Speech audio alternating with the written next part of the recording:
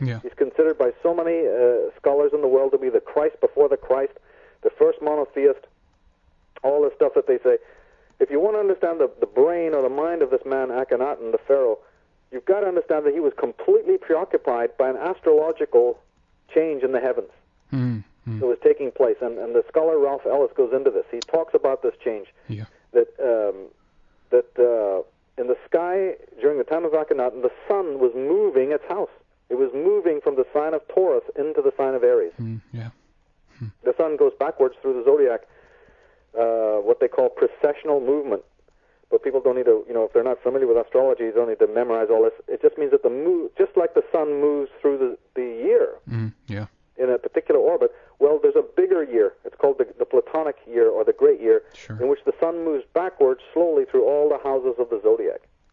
And during the time of Akhenaten, their sun god, these people worship light, they worship the sun. Yeah. Their god was moving his house, and to the people in those days, nothing could be more important. To the priests of the temples of Heliopolis, you see in Amarna and Giza, Sure. this was extremely important. You pulled out the best china and the silver, this was a big deal. Yeah. This was a real big deal, this movement. And then, of course, what Akhenaten found out is that most of Egypt couldn't care less.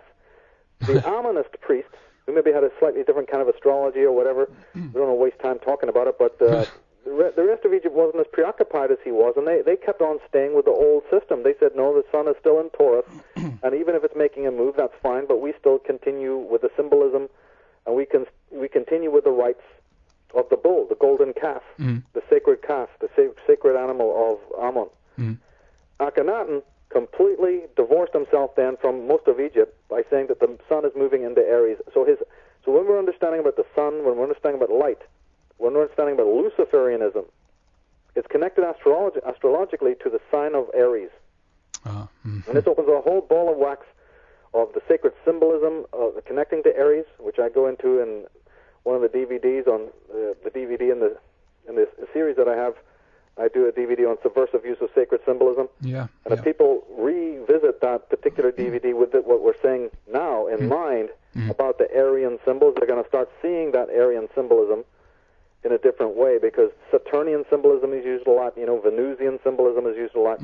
But in connection to Atonism, Henrik, it's very much an Aries, the sign of Aries and the sign of Leo. Fire signs are very, very important to bear in mind. And Akhenaten himself was preoccupied by this move into the sign of Aries. And the sign of Aries, as any astrologer knows, is ruled by the planet Mars. And you see the little arrow of Mars above the door at 10 Downing Street. It's all Atonistic symbolism. Fascinating. That's amazing. Yeah, because I've been wondering about that, and of course, to me, in that sense, the 10 also connect with the 1 and the 0 and all of this stuff going into the digital age and all of this. But that is definitely a fascinating story. And by the way, I just wanted to sneak this in here before we carry on here. Do you think that the universe, as it were, kind of favors people in a sense, I guess spiritually, or whatever you want to choose the term there, but favors people who kind of are in tune with these changes, so to speak? Yeah, because you see, most communication of a non-linear nature takes place by way of symbolism. And so people who are symbol literate, they don't have to be good people. In fact, the problem why I work in the field that I do is because I'm sick and tired of the fact that the people who are more symbolically literate are what I would consider the negative people of the earth. Yeah. We've got to do something about that. Yeah. You got the worst people in the world, the most virtuous and the most immoral and the most anti-human people, but they're the big brains. Well, that's really stacking the cards against the human race. That has got to change. Yeah. I don't have too much faith in the human race, but I'll still work, to do what I can, because that dynamic has just got to change. Yeah. You can't have occult knowledge in the hands of immoral people. Now, yesterday, in ages gone past, you didn't have occult knowledge in the hands of evil people because you had a shamanic class of people who would take care of that, who would make sure that you didn't matriculate. A person who had immoral traits would have long ago been taken care of.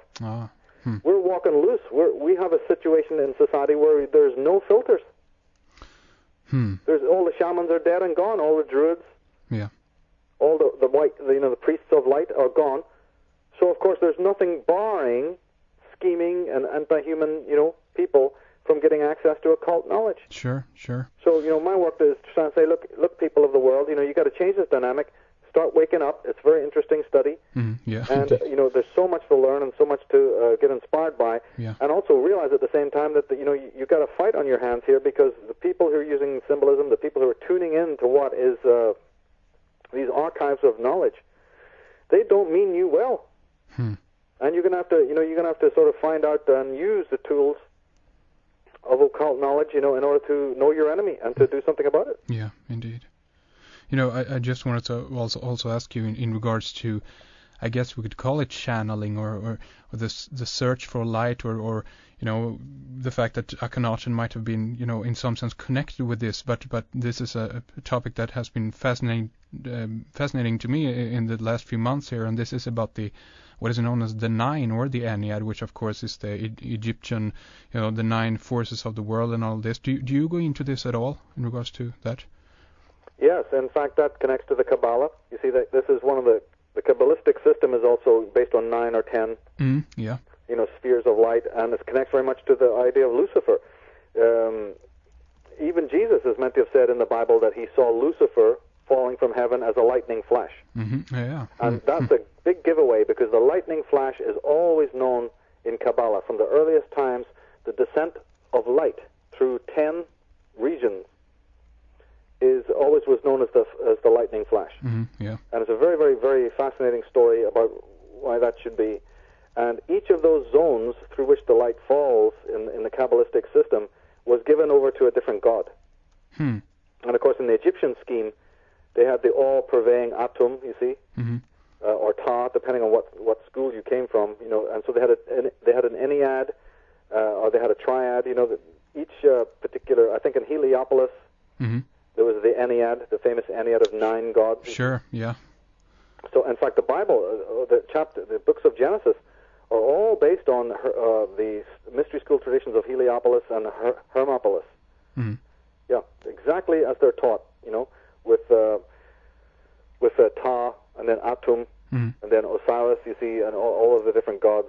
It's a whole study in itself there. Sure, but in Luciferianism, it's very important that this transition of light from the top to the bottom, from the 1st to the 10th. Again, then we have 1-0 again.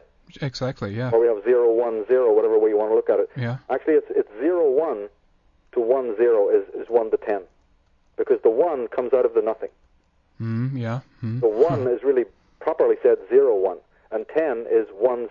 So it's 1 takes birth from the nothing, or the 0, or what they call the pleroma, and then 1 goes back to the pleroma at the end of the cycle. And of course, this would have been, in fact, that's why a 9 looks like a 9. A 9 is a 1 that's curving or bending around, trying to become a circle again. And in fact, the word 9 in German is like very close to the word for nothing.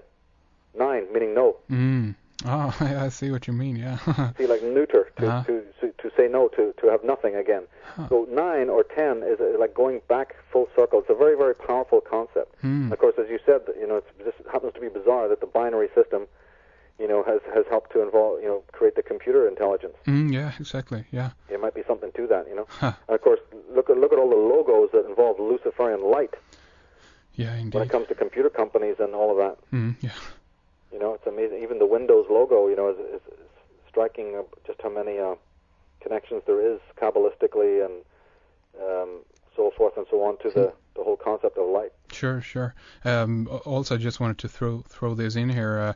I don't know if you agree on this or not, but I've heard at least that the 11 is a number of destruction, and this brings me up to I think it's known as the dot, or the invisible spot in the Kabbalah, which actually connects with a Qliphoth. And I don't know if do you know if this is the 0 that the one comes out of in that sense?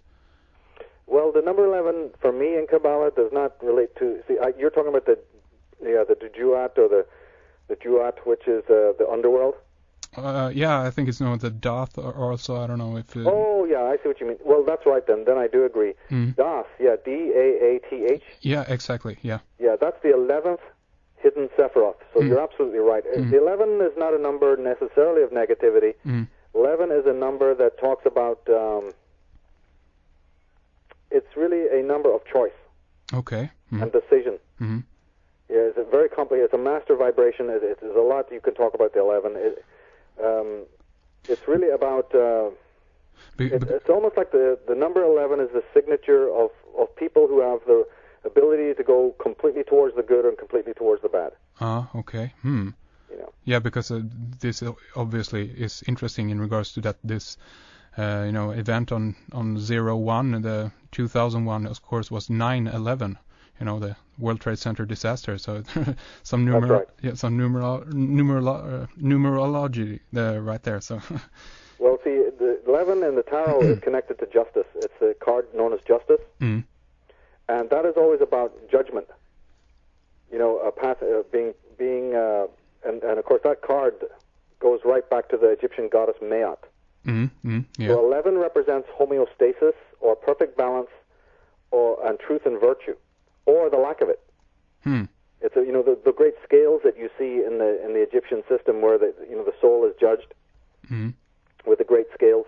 That is very much connected to the symbol of Maat, which is the 11th card in the tarot. So 11 is the number of justice, and about whether a person is living a virtuous life and is a person of justice, you see, or they're just a performer of a bunch of good deeds. There's a difference, A lot of people can perform good deeds, but very few people are actually virtuous. There's a difference. So there's a whole question there, yeah.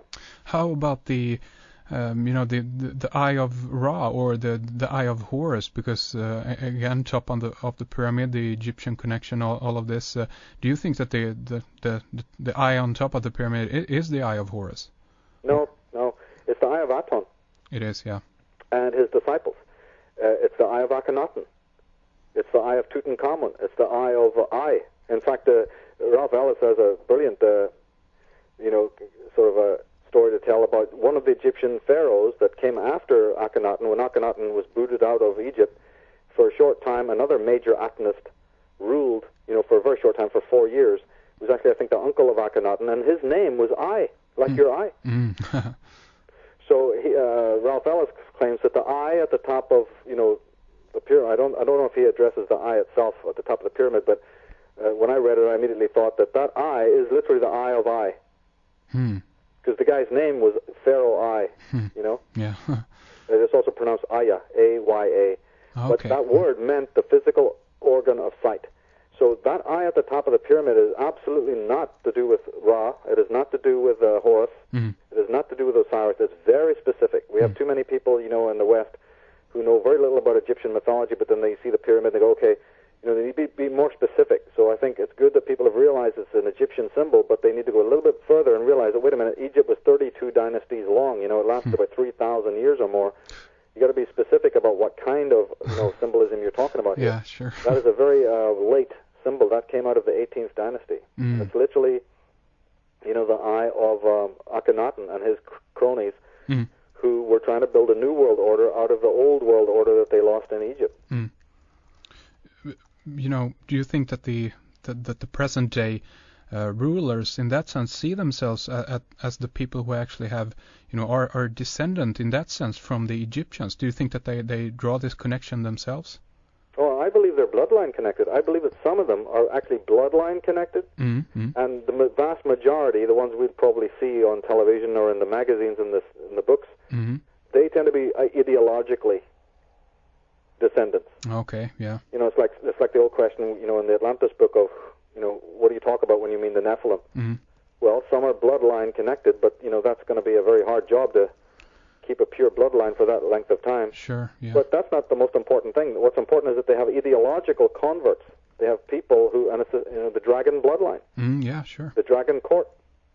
Now, 3,000 years isn't really that long. So, there are people who are descended from them by literally blood descendancy. And then they have lieutenants. Then they have people who are, ideologically conditioned to follow on with who they are. And those people are definitely 100% behind the thrones of religion and government today. That's why the world is in the mess that it is. And these are disciples of light. They don't worship darkness. Can't people see that their symbolism is entirely